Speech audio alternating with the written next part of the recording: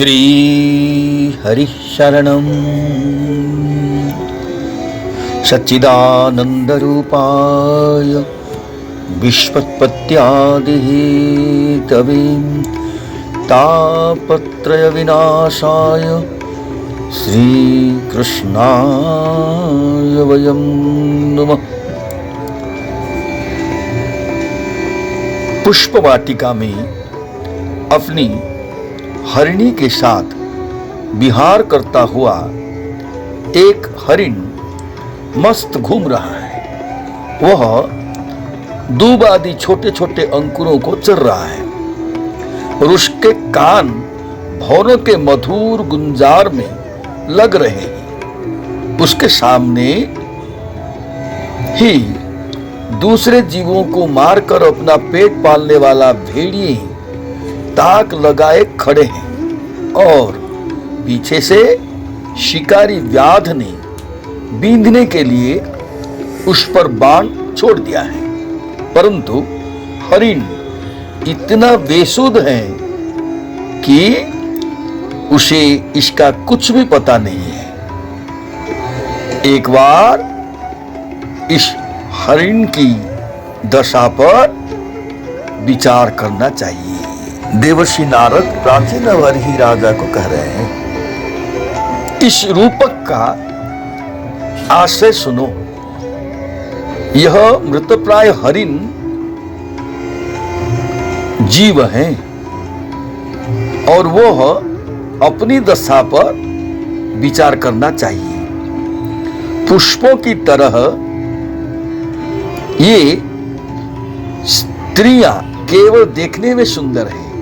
इन स्त्रियों के रहने का घर ही पुष्प वाटिका है। इसमें रहकर मनुष्य पुष्पों के मधु और गंध के समान क्षुद्र सकाम कर्मों के फल रूप जीव और जननेंद्रियों को प्रिय लगने वाले भोजन तथा स्त्री संग आदि तुच्छ भोगों को ढूंढ रहे हैं। स्त्रियों से घिरे रहते हुए हैं और अपने मन को उन्होंने उन्हीं में फंसा रखा है। स्त्री पुत्रों का मधुर भाषण ही भौरों का मधुर गुंजार है और कान उसी में अत्यंत आसक्त हो रहा है। सामने ही भेड़ियों के झुंड के समान काल के अंश दिनों रात उनके आयु को हर रहे हैं, परंतु उसने उनकी कुछ भी परवाह न कर गृहस्थी की सुखों में मस्त हो रहे हैं और उसके पीछे गुपचुप लगा हुआ शिकारी काल अपने छिपे हुए बाण से उनको हृदय को दूर से ही बींध डालना चाहता है। इस प्रकार अपने को मृग की स्थिति में देखकर मनुष्य अपने चित्त को हृदय के भीतर निरुद्ध करना चाहिए और नदी की भांति प्रवाहित होने वाली श्रवणेन्द्रिय की बाह्य वृत्ति को अंतर्मुखी करके जहां कामी पुरुषों की चर्चा होती रहती है, उस गृहस्थ आश्रम को छोड़कर परमहंसों के आश्रम में श्री हरि को प्रसन्न कर उसको क्रमशः सभी विषयों से विरत हो जाना चाहिए। स्वप्नावस्था में मनुष्य इस जीवित शरीर का अभिमान तो छोड़ देता है, किंतु इसी के सामने अथवा इससे भिन्न प्रकार के पशु पक्षी आदि शरीर से वह मन में संस्कार रूप से स्थित कर्मों का फल भोगता रहता है। इस मन के द्वारा जीव जिन स्त्री पुत्र आदि को ये मेरे हैं और ये और देहादि को यह मैं हूं ऐसा कहकर मानता है, उनके किए हुए पाप पुण्यादि रूप कर्मों को भी यह अपने ऊपर ले लेता है और उसके कारण इसे व्यर्थ ही फिर जन्म लेना पड़ता है। जिस प्रकार ज्ञानेंद्रिय और कर्मेंद्रिय दोनों की चेष्टाओं से उनके प्रेरक चित्त का अनुमान किया जाता है, उसी प्रकार चित्त की भिन्न भिन्न प्रकार की वृत्तियों से पूर्व जन्म के कर्मों का भी अनुमान होता है।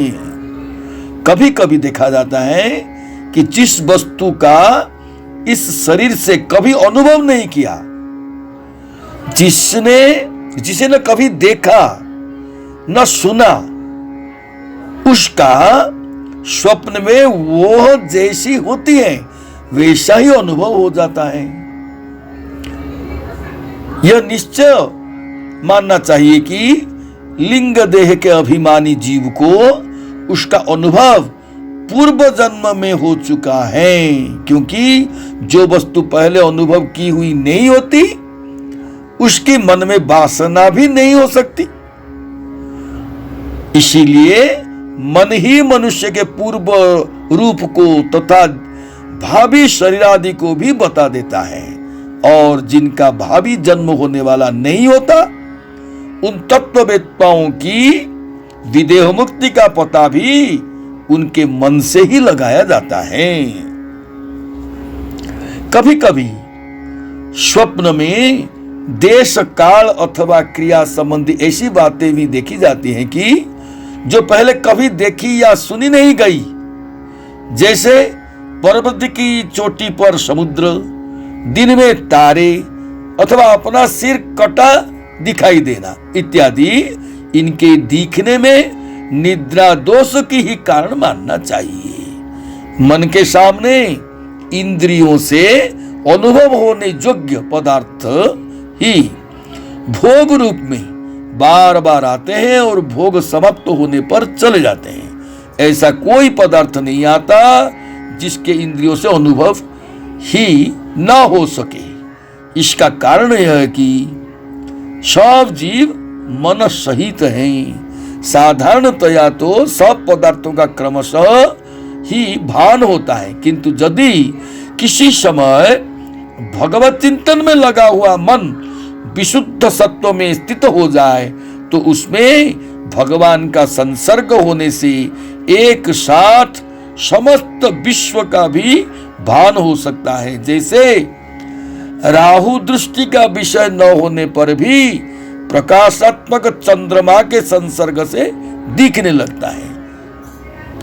जब तक गुणों का परिणाम एवं बुद्धि, मन, इंद्रिय और शब्दादि विषयों का संघात यह अनादि लिंग देह बना हुआ है, तब तक जीव के अंदर स्थूल देह के प्रति मैं मेरी इस भाव का अभाव नहीं हो सकता। जय श्री कृष्ण।